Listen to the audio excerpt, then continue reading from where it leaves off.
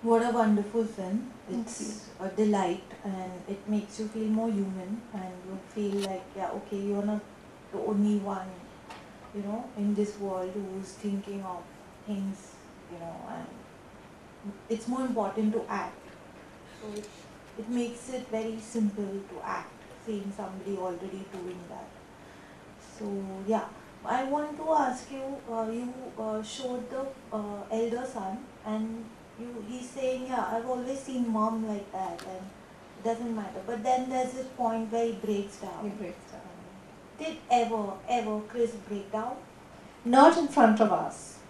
And I think that was part of the mystery of Chris was he held that always. He never allowed himself to break down. The closest was the drunken binges.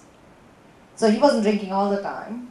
Although when Chris said he was drinking and driving, he meant he had the beer in his hand while he was driving. But he did have, he wouldn't allow that to show. And I think that was really, actually really bad for him. Yeah.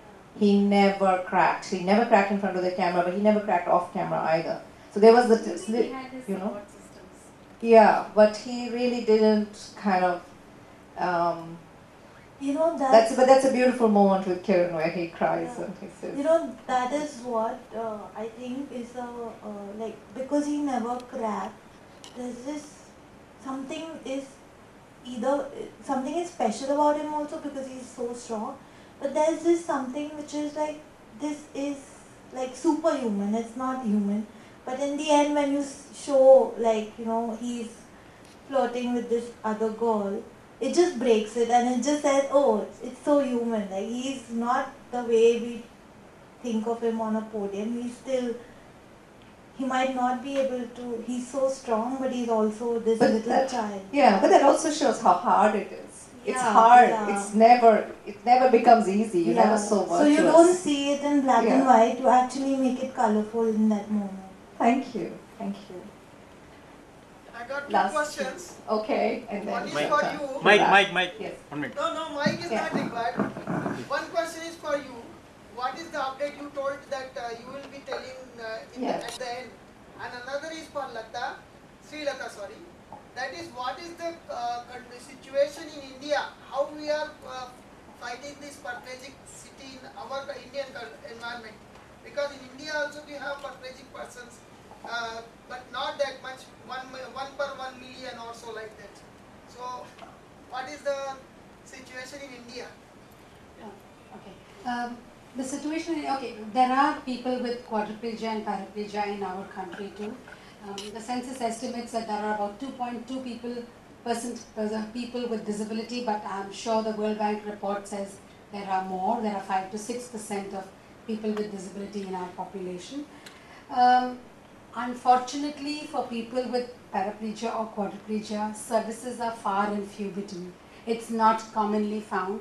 Urban areas have services, rural areas have no services, so people are, just put in a corner and, and that's their fate in quotes. So there are very few people, given the fact that there are very few services, and given the fact that there are very few people working in such services, the quality of service is also greatly affected. What about NGOs and all? There are NGOs. In Mumbai, you have a couple of NGOs who provide services for... rural areas, no. In rural areas are very, very, very few. Very few. So the situation is not as happy as we would like it to be. But the good thing is we can make it happy, provided we choose to. Because I have heard the cases in UP, Bihar, and in southern parts like Karnataka, Andhra, such cases are there. There are many all over the country, not just in UP, Bihar or Karnataka. There are many all over. Just as a small aside, when we brought them to India, I was really afraid because there are no services, there's no facilities, there's a lot of staring, even if you're just a white tourist. And I thought, oh my God, this is going to be really difficult, they're going to get mobbed, what's going to happen? And something incredible happened. And this includes whether we were in Haji Ali or Jama Masjid or, wherever we were, no matter how crowded the place, people came up and they would figure out very quickly that he is her husband and he is looking after her and this is a child. And the moment they did that, they said, "Ye to Bhagwan hai." And I had a beggar come and give me my money back saying, "Madam, hum aise aadmi se paise nahi le sakte."